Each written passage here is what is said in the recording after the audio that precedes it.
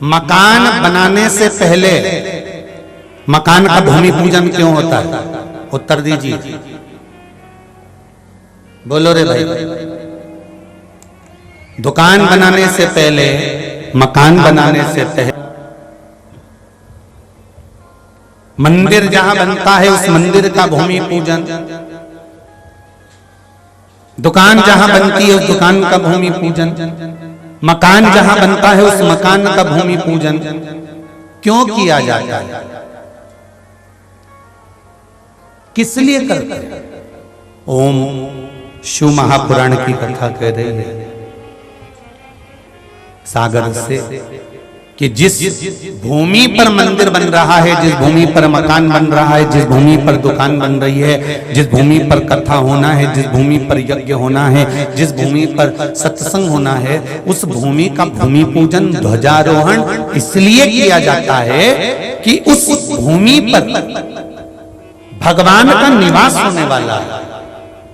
तो भूमि पूजन के माध्यम से सारे देवी देवताओं को आवाहन कर कर उस भूमि को दिखाया जाता है कि यहाँ पर आपको इतनी तारीख से इतनी तारीख तक आकर विराजमान होना है। अब यहाँ आपका वास होने वाला है, आपका निवास होने वाला है। आप इस भूमि पर कृपा बनाए रखना जिससे यहाँ मकान जल्दी बन जाए, दुकान जल्दी बन जाए, शीघ्र कथा हो जाए, यज्ञ हो जाए, मंदिर बन जाए। इस भूमि को आप आकर संभाल लेना।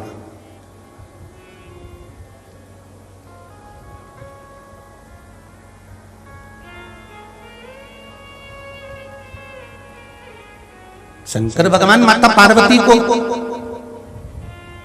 जिस जगह पर 12 ज्योतिर्लिंग का निर्माण होगा, जिस भूमि पर भगवान शंकर 12 ज्योतिर्लिंग के रूप में विराजमान होंगे, सोमनाथ हुआ, मल्लिकार्जुन हुआ, भीमाशंकर हुआ, त्र्यंबकेश्वर हुआ, ओमकारेश्वर हुआ, महाकाल हुआ, रामेश्वर हुआ, विश्वनाथ हुए, वैद्यनाथ हुए, नागेश्वर हुए, केदार हुए, दारुक हुए, जहां जहां पर मेरे भगवान शंकर विराजमान होंगे, भगवान शंकर माता पार्वती को लेकर उन 12 ज्योतिर्लिंग की भूमि को नमन करने के लिए पहुंचे।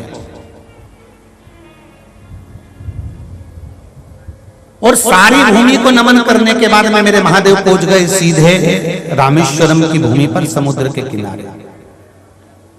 तब पार्वती मैया ने यहां पर एक प्रश्न खड़ा कर दिया है शिव जी के सामने।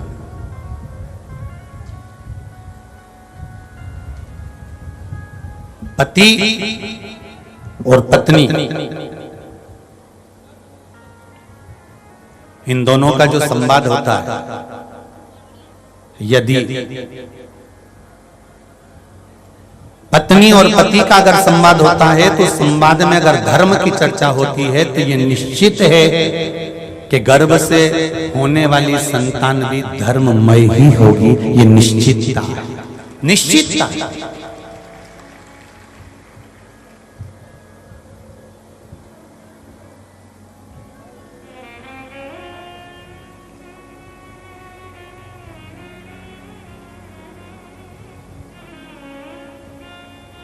महाराज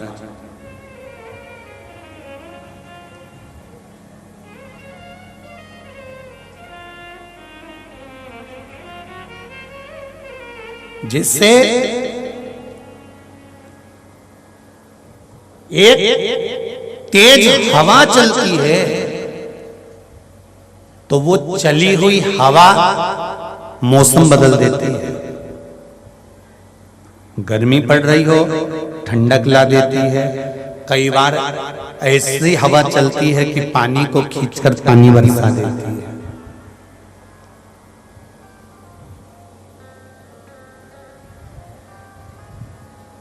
एक बहुत तेज चली हुई हवा मौसम बदल सकती है, उसी तरह शंकर भगवान की सुनी हुई 7 दिन की शिव महापुराण की कथा तुम्हारी दशा बदल सकती है। ये निश्चित है।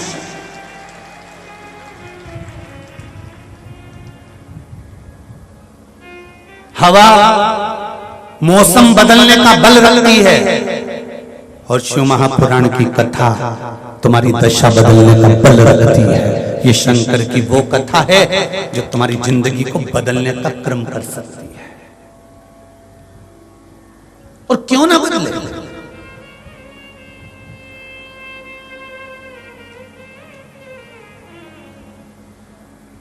पार्वती मैया प्रश्न करती है शिव जी, होता है दशा कैसे बदलती है, पत्रों में देखो वर्णन किया गया है।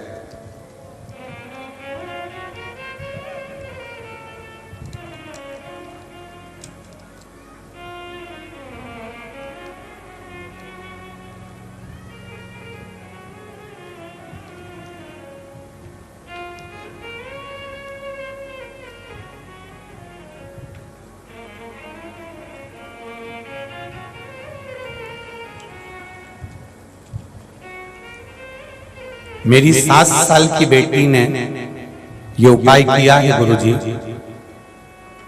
आराध्या चौरसिया, सागर मध्य प्रदेश, तिलीवाड़ से है।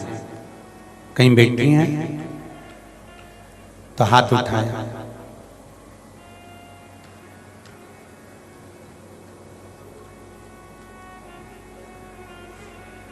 आराध्या चौरसिया, कहीं बैठी हो तो हाथ हिला दीजिए या आवाज लगा दीजिए। मध्य प्रदेश दिख गई, तिलीवाड़ से हाथ हिला दो बेटा। हर हर महादेव। इस बच्ची का नाम है क्या? आराध्या।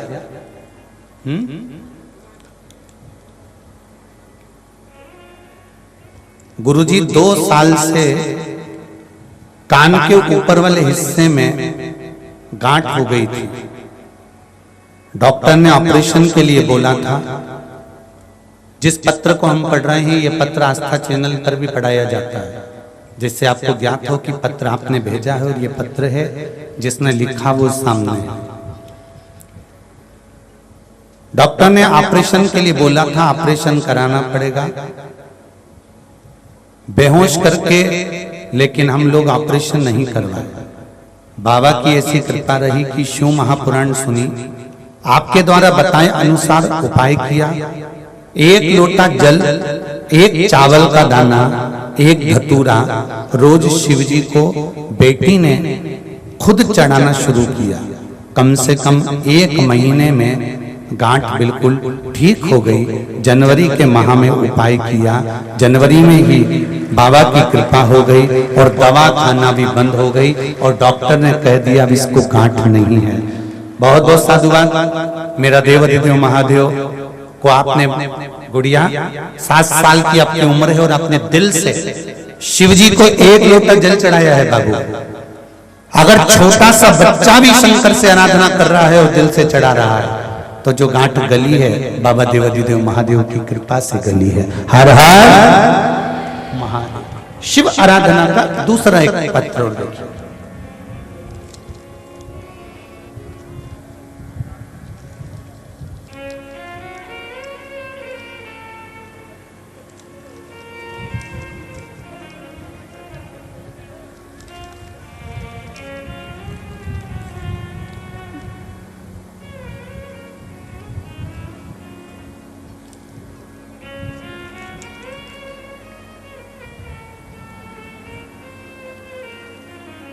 मैं सोना नामदेव, ग्राम सीहोरा, जिला सागर की रहने वाली हूँ।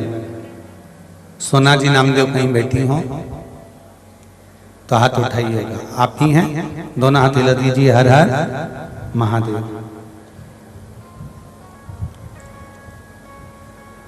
ग्राम सीहोरा, जिला सागर की रहने वाली हूँ।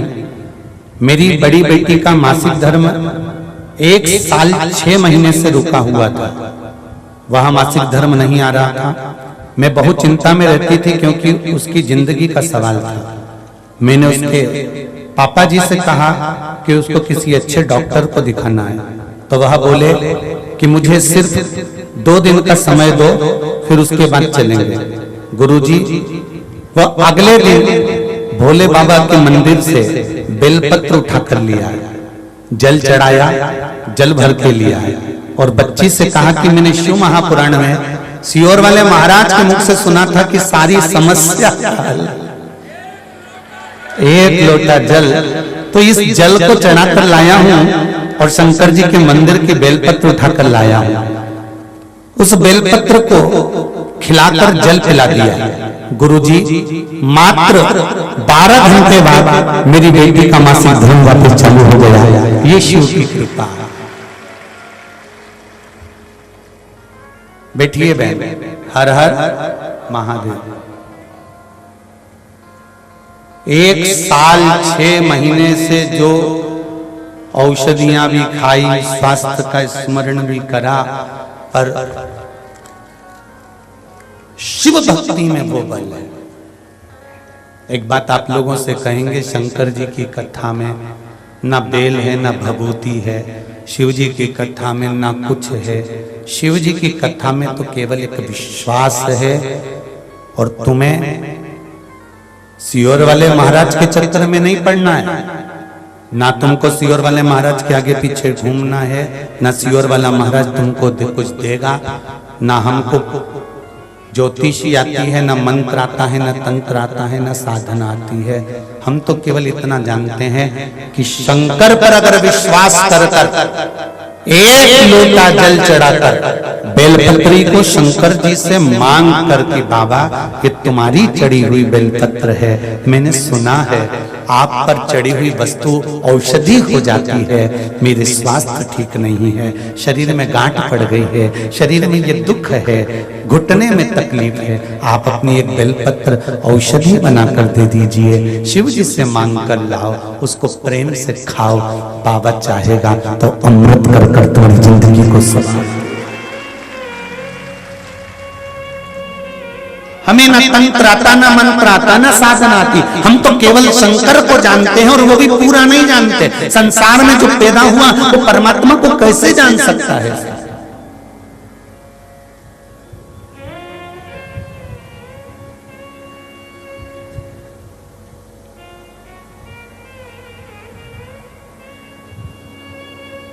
पत्रों का ढेर लगा हुआ है, ढेर पत्र आप लोगों ने भेजे हैं। अब इतने पत्रों का स्मरण कथाओं में करना कठिन है, परंतु फिर भी जो देवाधिदेव महादेव की कृपा भक्ति है वही तो आप लोगों ने लिखा है।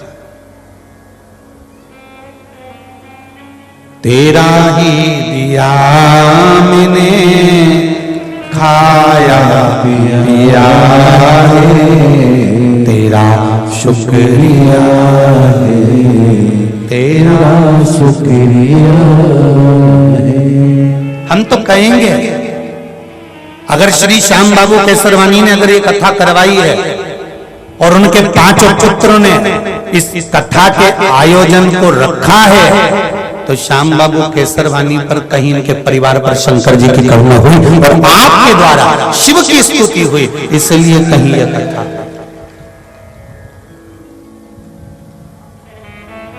कहीं शिव की कृपा।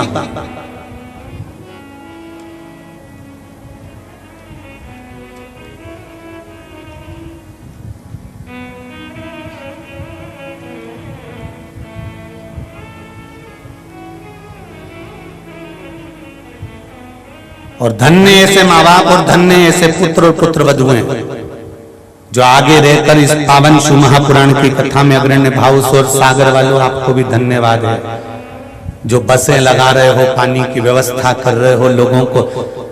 एक बार शिव महापुराण में जो तुम ये दान धर्म पुण्य कर रहे हो ना, जो जनता की सेवा कर रहे हो, इतनी भरचक गर्मी में आए हुए 3-3 पंडाल जो तुम भर के बैठे हो, इतने लोगों की जो व्यवस्था तुम कर रहे हो, इस व्यवस्था में अगर तुम्हारा 1 रुपया भी लग रहा है तो भगवान उसको लिख कर रखना है कॉपी में कि मैंने 10 रुपए का पानी पिलाया, कि 10 रुपए की चाय पिलाई, कि 10 रुपए का भोजन कराया, कि 10 रुपए का मैंने डीजल जलाया, भक्तों को ले जाने और लाने में मैंने इतना खर्च करा। तारीख, तिथि, दिन और वार लिख कर रखना और 3 महीने का इंतजार करना कि मेरे बाबा ने पलट पर 1000 गुना दिया गया। जब वो चोर को कुबेर बना सकता है मेरा देवाधिदेव महादेव, शंकर जी के मंदिर में चोर चोरी करने गया था, तन का कपड़ा उतार कर त्रिशूल में लपेट कर आग लगाकर उजाला कर कर देख रहा था चोरी का सामान। शंकर भगवान प्रसन्न होकर उस चोर को यदि कुबेर बना सकते हैं तो क्या शंकर जी की कथा में आप आने वाले भक्तों की व्यवस्था में जो लगे हुए हैं, क्या उनके लिए देवाधिदेव महादेव कुछ नहीं करेगा? शिव कृपा, शंकर की उदारता, शंकर की करुणा।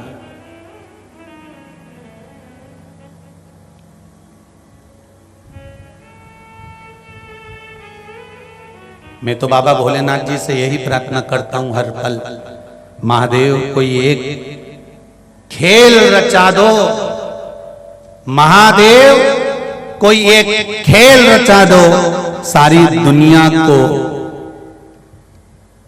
शिव भक्त बना दो। एक काम, कहीं भटके ही नहीं, संसार का व्यक्ति कहीं इधर उधर जाए नहीं। क्यों भटक रहा है? किसी प्रपंच में नहीं, कि कहीं छल और प्रपंच में मत फंसना। अगर फंसना तो देवाधिदेव महादेव के चरणों में जाकर रम जाना। मेरे भोले तेरा सहारा है, मेरी नैया का तो किनारा है। कोई दूसरा नहीं, शिव धाम, शिव भक्ति, शिव स्मरण, शंकर का गुणगान ही हमारा एक सहारा है।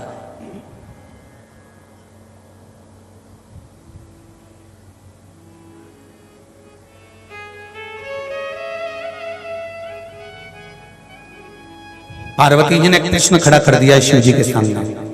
12 ज्योतिर्लिंग की भूमि पर जहां शंकर भगवान का प्राकट्य होगा, जहां ज्योतिर्लिंग शिवलिंग जहां पर प्रकट होगा, ऐसे 12 ज्योतिर्लिंग की भूमि को घूमने के बाद उस भूमि पर पहुंचे हैं रामेश्वर धरा। कथा तो आप टीवी पर सुन लोगे, जो दूर रहने वाले हैं वो टीवी पर कथा सुने चलता है, पर आपके क्षेत्र में अगर कथा हो रही हो फिर निवेदन करेंगे, जैसे शंकर भगवान पार्वती को लेकर 12 ज्योतिर्लिंग की भूमि को प्रणाम करने गए थे। क्यों? पार्वती जी ने पूछा कि यहाँ आने का फल क्या है। शंकर भगवान कहते हैं, जिस धरा पर तीर्थ का निर्माण होगा, जिस धरा पर कथा का निर्माण होगा, जिस धरा पर मंदिर का निर्माण होगा, जिस धरा पर संत साधु सन्यासी तपस्वी साधक उपासक और शिव भक्त जहां पर जाकर बैठेंगे, उस भूमि को मात्र छू लेना, उसकी रज मस्तक पर चढ़ जाना, यही जीवन का सबसे बड़ा कल्याण है। कितने बैठे हो? हजारों लाखों में आप लोग आए हो।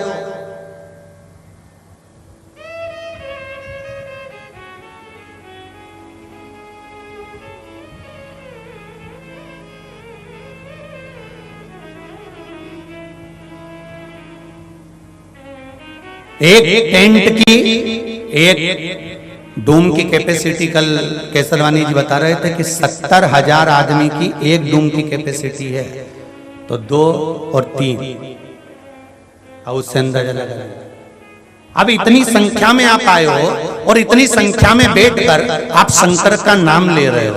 प्रत्येक व्यक्ति एक साथ में एक जगह बैठकर श्री शिवाय नमस्तुभ्यम या नमः शिवाय या पंचाक्षर मंत्र या षडाक्षर मंत्र ओम नमः शिवाय, इतने सारे भक्त एक साथ शंकर का नाम लेते हैं। लेने के बाद जब वो चलते हैं, चलकर उनके पांव की धूल जब उड़ती है, सिर पर चढ़ती है, तो कितना भी पापी से पापी भी जीव होगा वो भी परमात्मा का भक्त बन जाता है।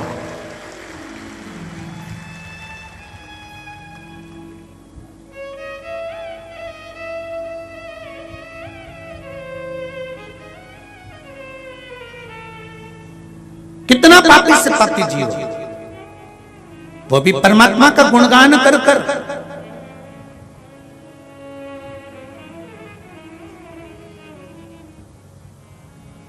इस पंडाल के अंतर्गत से जब तुम निकल कर जाओ, अरे भगवान कृष्ण की कथा भागवत किस किसने सुनी है जरा हाथ उठाओ तो।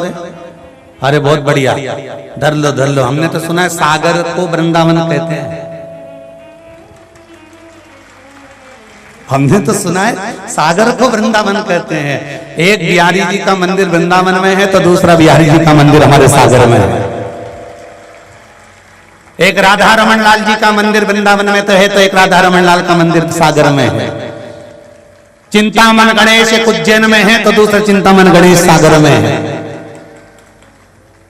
भूतेश्वर अगर बैठा है उत्तराखंड की भूमि में तो एक भूतेश्वर मेरे सागर में है। सारे तो तीरथ सागर में आकर बस गए। जरा विचार तो करो, सागर में गागर भरा गया है और गागर में सागर भरा गया है।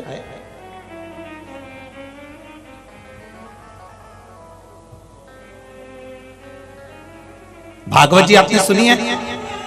तो उस भागवत जी में आपने एक प्रसंग सुना होगा कि भगवान कृष्ण गैया चराने चले। बोलो सही है? गौएं चराने के लिए भगवान कृष्ण चले। अब एक भजन गाते हो आप लोग, आगे आगे गैया पीछे पीछे बीच में मेरो मदन गोपाल। आगे आगे गैया पीछे पीछे बीच में मेरो मदन गोपाल। छोटी छोटी गैया छोटे छोटे द्वार, छोटी छोटी गैया छोटे छोटे द्वार। छोटो सो मेरो मदन गोपाल, अरे छोटो सो मेरो मदन गोपाल। ये भजन आदरणीय परम पूज्य परम रसिक कथाकार मृदुल कृष्ण शास्त्री जी का है। बहुत प्रेम से गाया है उन्होंने इस भजन को, आप भी प्रेम से गाइए। छोटी छोटी गैया छोटे छोटे द्वार, छोटी छोटी गैया छोटे छोटे द्वार। छोटो सो मेरो मदन गोपाल, अरे छोटो सो मेरो मदन गोपाल। ओरी छोटो सो मेरो मदन गोपाल, अरे छोटो सो मेरो मदन गोपाल।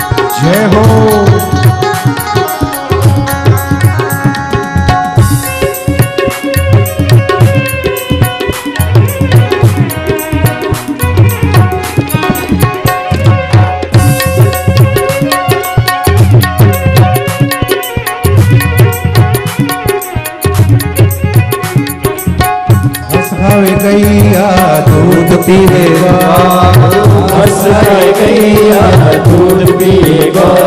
वो घास खावे गैया दूध पीवेगा, घास खाए गैया दूध पीवेगा। वो माखन खावे मेरो मदन गोपाल, अरे माखन खावे मेरो मदन गोपाल। छोटी छोटी गैया छोटे छोटे द्वार, छोटी गैया छोटी छोटी द्वार। छोटो सो मेरो मदन गोपाल, अरे छोटो सो मेरो मदन गोपाल।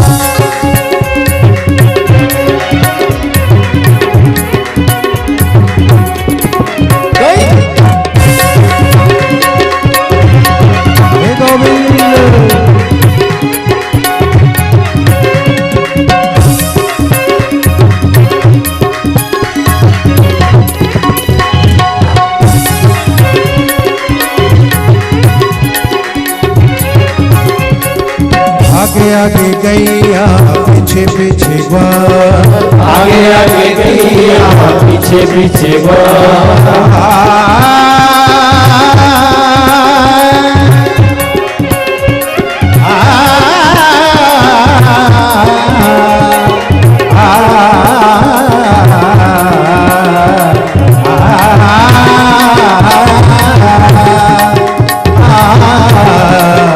आगे आगे गैया पीछे पीछे ग्वाल, आगे आगे गैया पीछे पीछे बीच में मेरो मदन गोपाल, हरे बीच में मेरो मदन गोपाल।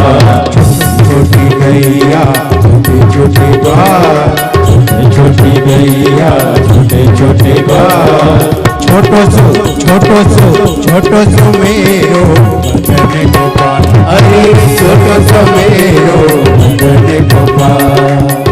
छोटी गैया छोटे छोटे ग्वाल, छोटी गैया छोटे छोटे ग्वाल, छोटो सो मेरो मदन गोपाल, अरे छोटो सो मेरो मदन गोपाल, हरि छोटो सो मेरो मदन गोपाल, हरे छोटो सो मेरो मदन गोपाल।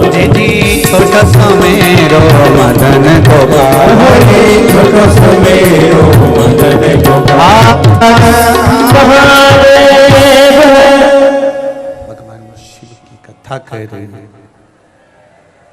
एक भागवत में एक प्रसंग आता है, बड़ा सुंदर प्रसंग है।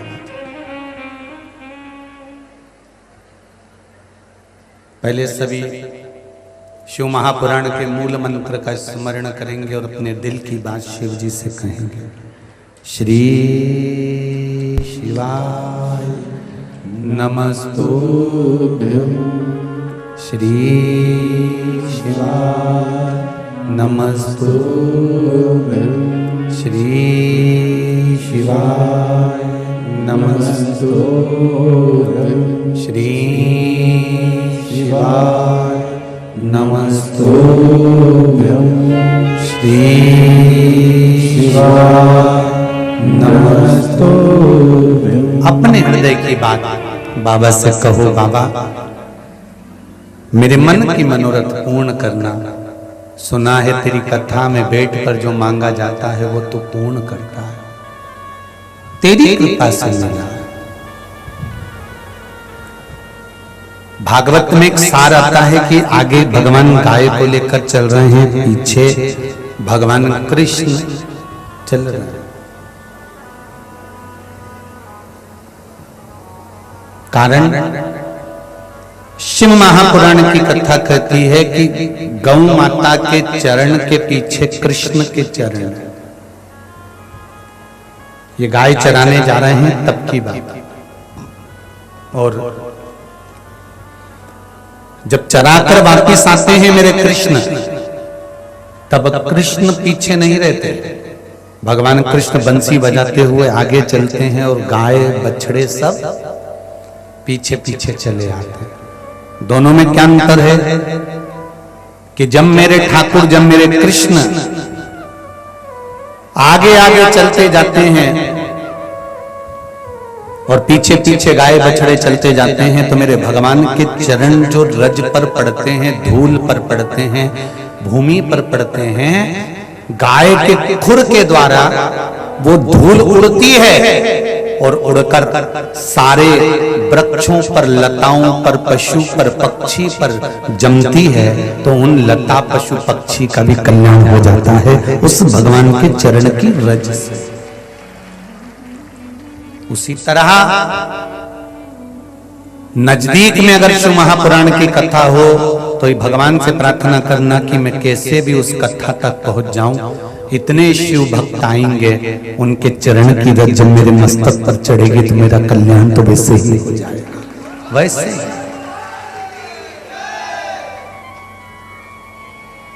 केवल चरण की रज से कल्याण है साहब।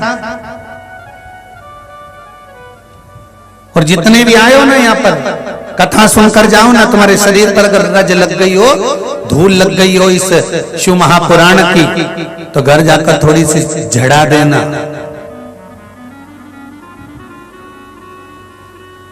कि चंदन है इस देश की माटी, तपोभूमि हर ग्राम है, हर बाला देवी की बच्चा बच्चा। महाराज साधारणता।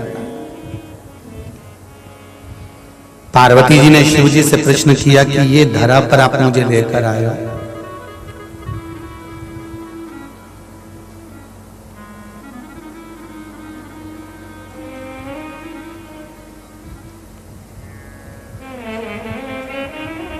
यहां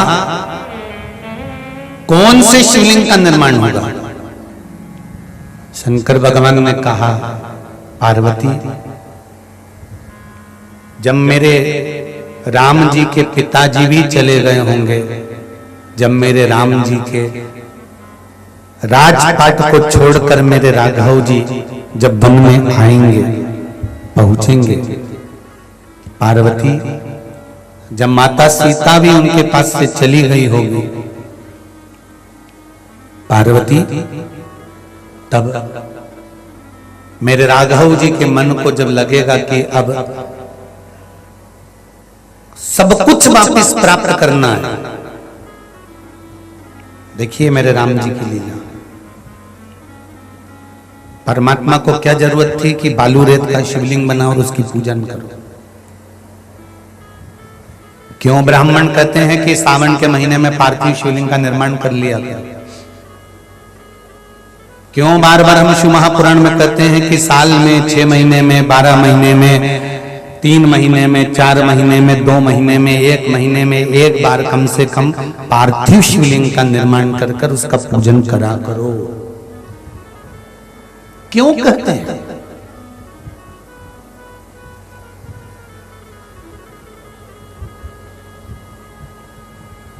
क्या मिलता है पार्थिव शिवलिंग का पूजन करने से? तो कोई पूछे ना राम जी महाराज से कि आपने पार्थिव शिवलिंग का निर्माण क्यों करा, रामेश्वर धाम की स्थापना क्यों करी, पार्थिव शिवलिंग का निर्माण कर कर उसकी पूजन क्यों करी?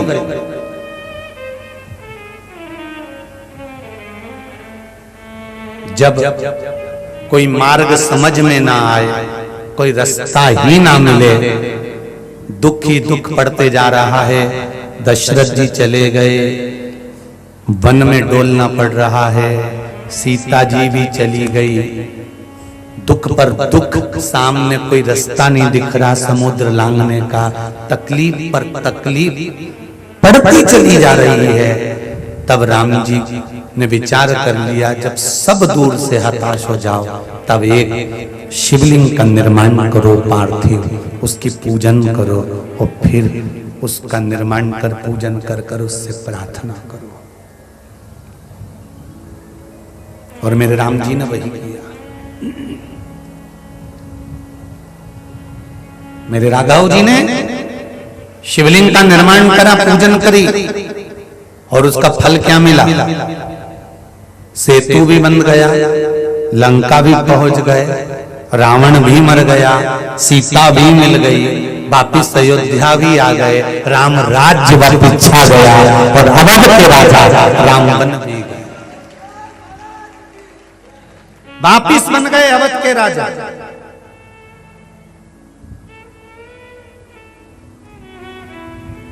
पर शंकर भगवान ने एक शब्द मेरे राघव जी को कहा था, मेरे राम जी को कहा था कि राम आप अपने कर्म पर लगे रहना, दुनिया के लोग कुछ ना कुछ कहते ही रहेंगे। मृत्यु लोक में जन्म लिया है तो उंगली उठाने वाले तो तुम पर मिलेंगे ही।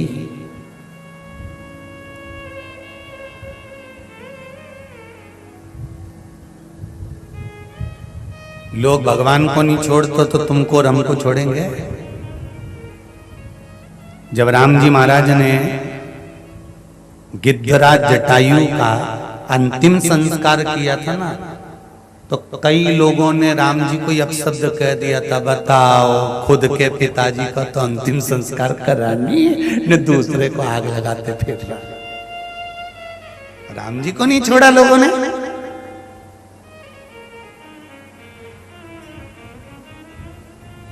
इनके पिता राम राम कहकर प्राण त्यागते रहे, राम राम कहकर प्राण छोड़ते रहे, और अपने पिता का अंतिम संस्कार करने के लिए राम जी नहीं गए, और यहाँ जटायु का, पक्षी का अंतिम संस्कार कर रहे हैं। दुनिया के लोग कहने में पीछे नहीं हटेंगे, ताने देने वाले ताने देने में पीछे नहीं हटेंगे, उंगली उठाने वाले उंगली उठाने में पीछे नहीं हटेंगे।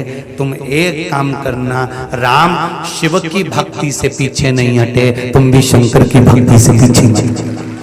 वो अपना काम करें, अपन को अपना काम करना है। कई लोग कहेंगे क्या मिलेगा शंकर के मंदिर जाने से, कई लोग कहेंगे लोटा भर के पानी चढ़ाने से क्या मिलता है, बेलपत्री चढ़ाने से क्या मिलता है, शहद लगाने से क्या मिलता है, जल चढ़ाने से क्या मिलता है। दुनिया के लोग शब्द पर शब्द कहेंगे, अपशब्द पर अपशब्द कहेंगे, पर तुम्हारी भक्ति अगर दृढ़ है तो उसका फल जरूर मिलेगा।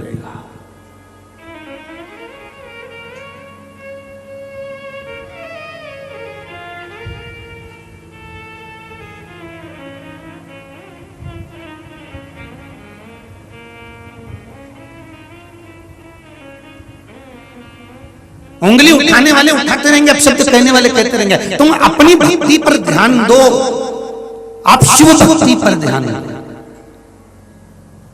उनका काम है आप पर उंगली उठाना, आप पर आरोप लगाना, आप पर शब्द कहना।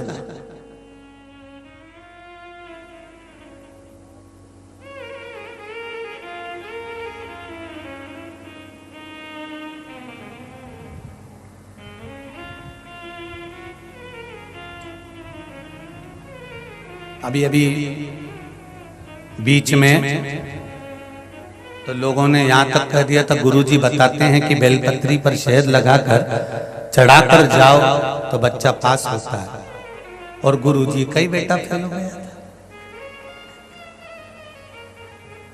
राघव जी हमारे पास, हम जब कथा कर कर पहुंचे तो राघव हमारे पास बैठकर बहुत रोए कि मेरे दोस्त की मम्मी कह रही थी कि राघव तुम फेल हो गए हो। तो राघव हमारे जंघा पर अपना सिर रखकर, बच्चे छोटे हैं अभी 8th क्लास में तो है, गोदी में सिर रखकर बोले पापा मैं तो पास हो गया था तो मुझे वापस फेल क्यों कर दिया। हमने कहा बाबू, उसकी आंख में आंसू थे, वो रो रहा था। हमने कहा चिंता मत करो, दुनिया के लोग तुम्हारे बाप को किसी भी तरह से नीचे नहीं दिखा पा रहे हैं, तो तुम्हारे माध्यम से नीचा दिखाने का प्रयास कर रहे हैं।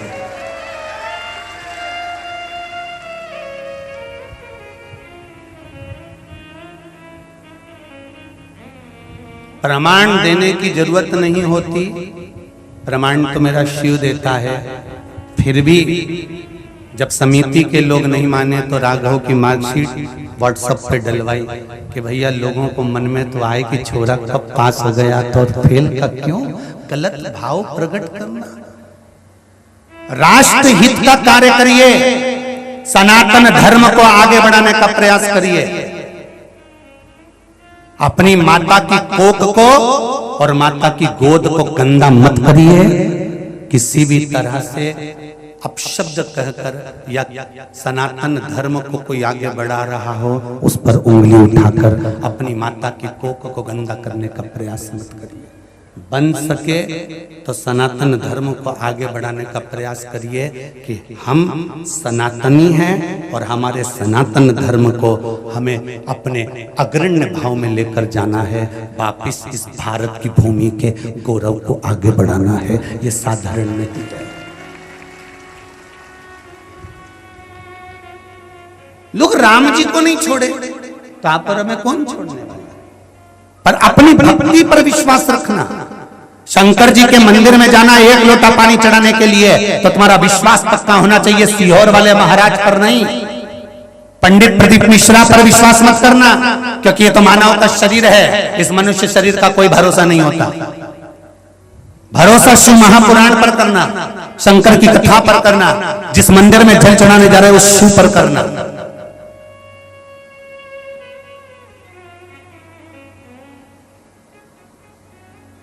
विश्वास शिव पर होना चाहिए। ये भरोसा करा, ये पत्र में आया, देखिए कितना सुंदर भाव लिखा है।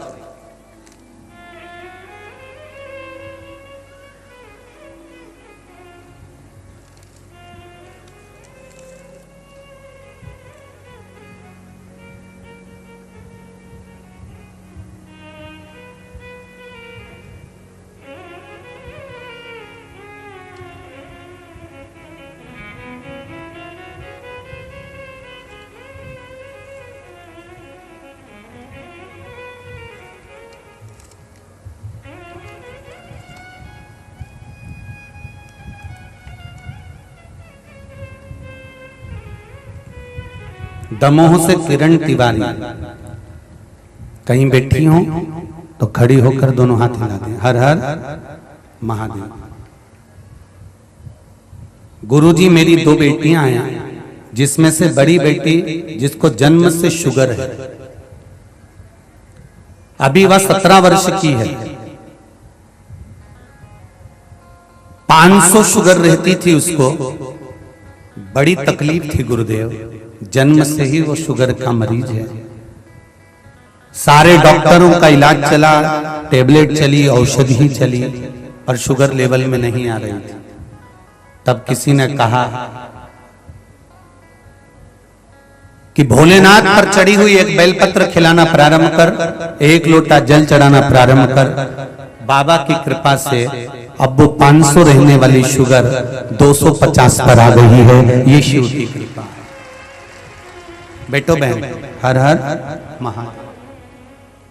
अब इसमें कोई सियोर वाले महाराज ने तुमको कुछ निकाल कर दे दिया कि कोई बूटी दे दी कि सियोर वाला महाराज को जड़ी जानकर घुमा के फेंक दे। ऐसा कहीं घुमा के फेंकने वाला हो तो सियोर वाले महाराज को भी बता देना, एक डंडा निकाल के कुबेरेश्वर बाबा का मंदिर जल्दी बनवा देंगे। कर्म तुम्हें करना पड़ेगा, मंदिर तक तुम्हें जाना पड़ेगा, 1 लोटा जल तुम्हें चढ़ाना पड़ेगा। एक पत्र हो रहे उसको भी सुन लीजिए।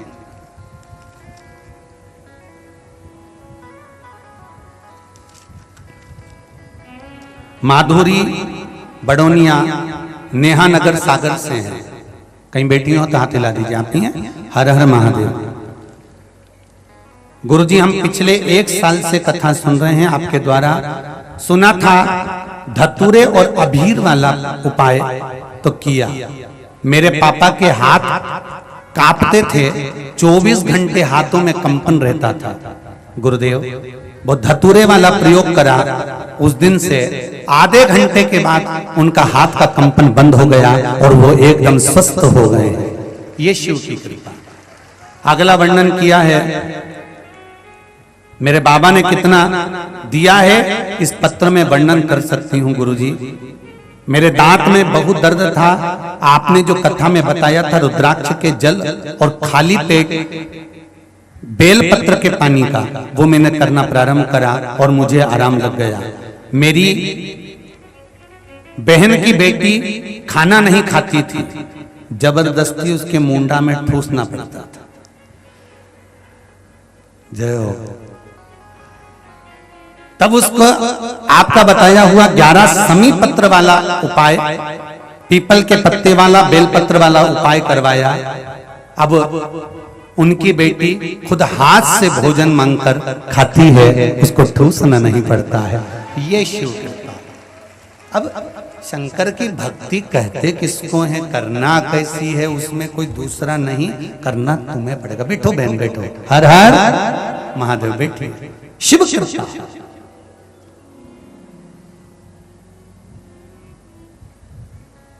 यहां करना आपको है, मंदिर आपको जाना है, बेलपत्र आपको चढ़ाना है, उसकी शरणागति में आपको जाना है, उसके द्वार आपको जाना है, उसकी चौखट पर आपको जाना है, उससे निवेदन आपको करना।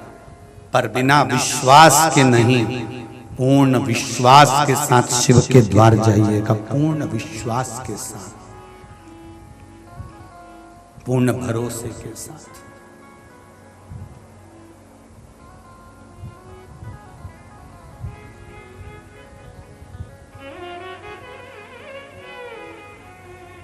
शंभो शरणे पड़े मांगू घड़ी घड़ी, दुख काटो दया करी निदर्शन। कई लोग कहते हैं गुरुजी आपकी कथा में आप इस लाइन को बार बार दोहराते हो, उसका कारण क्या है? हम कहते हैं ये सामूहिक प्रार्थना है कि शंभो शरणे पड़ी मांगू घड़ी रे घड़ी, दुख काटो दया करी निदर्शन। ये सामूहिक प्रार्थना है कि मेरे दुख को काटना, जितने संसार में लोगों के दुख है वो कट जाएं और आपका दर्शन, आपका दीदार हो जाए, आपकी चौखट का दर्शन हो जाए। विश्वास की मूलता होती है तो परमात्मा मिलता जरूर है। पार्वती जी ने शिव जी से पूछा, 12 ज्योतिर्लिंग की भूमि को नमन कराने के बाद आप मुझे यहां लेकर आए हो, इस रामेश्वर धाम की धरा को दिखाने लाए हो, इस रामेश्वर धाम की धरा पर होना क्या है? शंकर भगवान ने कहा कि ये वो भूमि है जहां पर परमात्मा भगवान विष्णु स्वयं राम बनकर आएंगे और मेरा पूजन करेंगे और यहां रामेश्वर धाम की स्थापना होगी। यहां भगवान स्वयं आएंगे, स्वयं।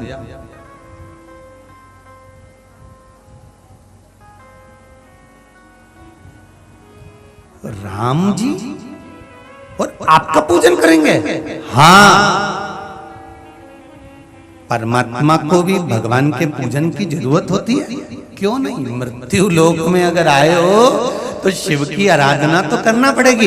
दुनिया के लोगों ने शंकर भगवान को नीचे दबा दिया था, दुनिया के लोगों ने शंकर भगवान को छुपा दिया था, सारे लोग ना जाने कहां कहां भटक रहे थे, भ्रम में पड़े हुए थे, यहाँ चले जाओ, वहां चले जाओ, वहां चले जाओ, वहां चले जाओ, सारी दुनिया में भटक रहे थे। कोई के हमारे धर्म में आ जाओ, कोई के हमारे धर्म में जाओ, कोई के यहाँ चले जाओ, कोई के वहां चले जाओ, सब भटक रहे थे। पर शंकर भगवान मृत्यु लोक के देवाधिदेव महादेव हैं। हम तो कहते हैं कोरोना महामारी जो आई थी, ये कोरोना महामारी नहीं आई थी, ये शंकर जी की कथा को प्रकट करने के लिए आई थी कि शिव है क्या। महामृत्युंजय को परिचय कराने के लिए आई थी कि महामृत्युंजय की कथा क्या होती है, शंकर का कथा क्या होती है, शिव कथा क्या होती है। कौन जानता था कोरोना महामारी के पहले कि शिव पुराण भी कुछ होती है? भागवत रामायण गीता में लोग रमे हुए थे, शंकर की कथा को जानता ही कौन था? पर कोरोना महामारी आई तो शिव को जानने का मौका मिला।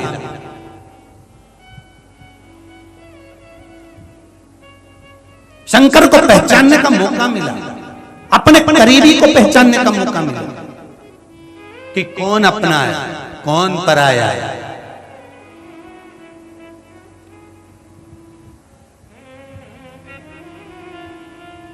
भगवान को भी भजन की जरूरत क्यों नहीं है? उनको भी करना। हाँ, कहते हैं ना,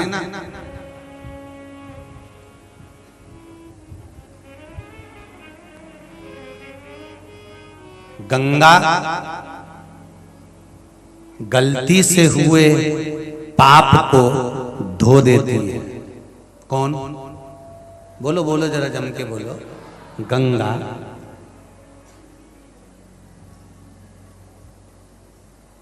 गंगा जी वही पाप धोती है जो गलती से हुआ है, अनजाने में हुआ है। गंगा उस पाप को धोती है। जो जानबूझ कर पाप किया जाता है उसे गंगा नहीं धोती, उसे यमराज का लठ धोता है।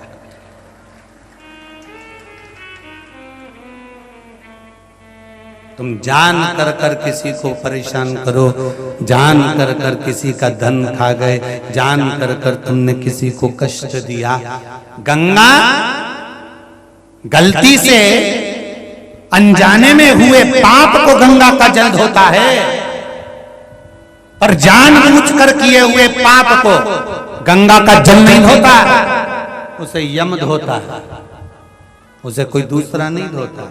जब यहां से उठा के ले जाएगा ना अंतिम समय में, और ब्लैक कलर की स्कॉर्पियो में बांध कर, मेरे भगवान शंकर के पास व्हाइट कलर की टवेरा है नंदी, पर यमराज के पास में ब्लैक कलर की स्कॉर्पियो है पाड़ा,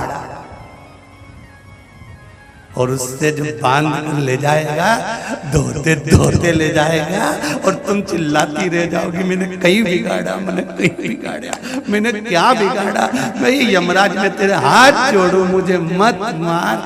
अभी तो मैंने 3 दिन पहले ही लाल कलर की साड़ी ली है, एक बार भी नहीं पहनी यमराज, एक बार छोड़ दे बंस मोर।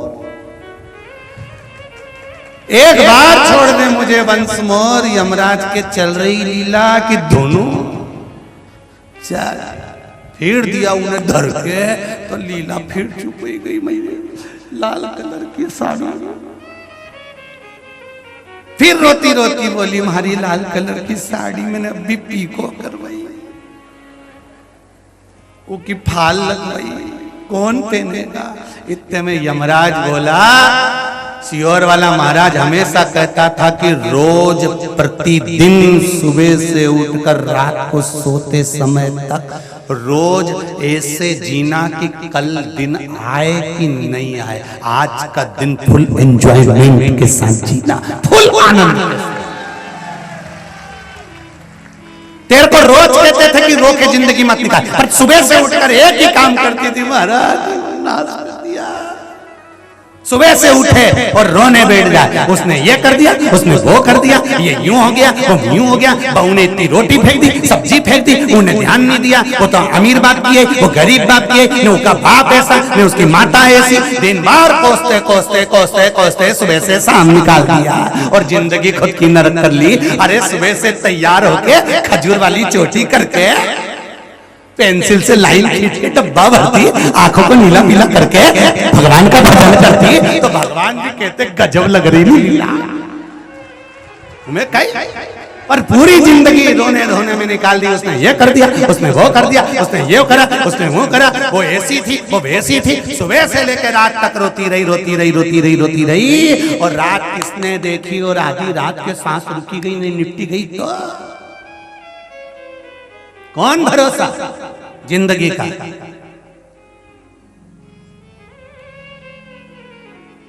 कौन भरोसा। एक से बढ़कर एक साड़ियां रखी हैं अलमारी में, बोलो री जी, किसी किसी साड़ी का तो नंबर ही नहीं लगता। साड़ी भी कहती हो कि अब तो पहन ले, कई बार तो रख रही है और दूसरी गिर जाती है, और मुझे तो पहनो।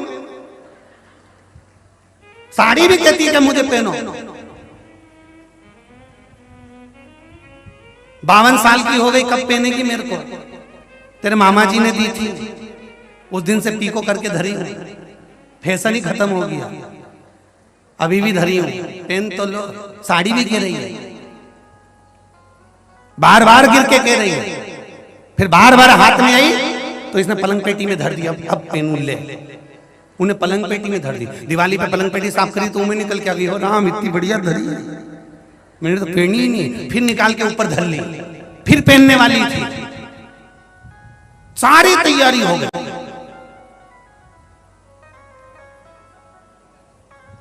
दो दिन पहले सोच के बैठी थी हमारे देवर के लड़के की शादी में नया वाला सेट पहनूंगी जो मैं लाई रतलाम से, और देवर के लड़के की शादी के पहले निपट गई तो फिर कौन पहने।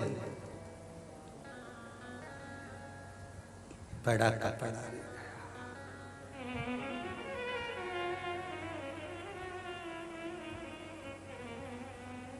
सब धरा रहे। पार्वती जी ने शिव जी से पूछा, ये भूमि पर राम जी को भी आपके शिवलिंग के पूजन की जरूरत है?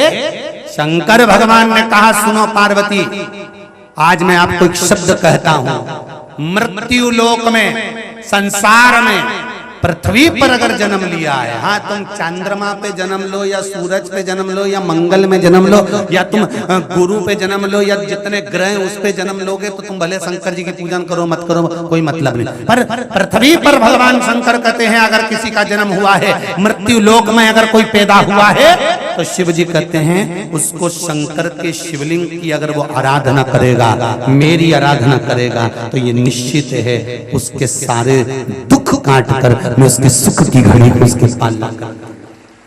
वो मेरा भजन तो करे,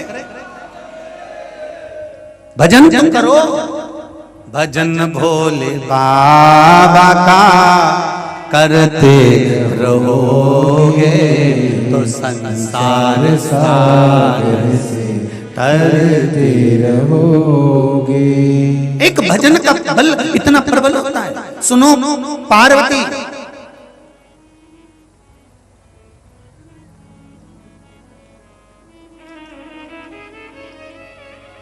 सत्य के बल पर भगवान मिलता जरूर है।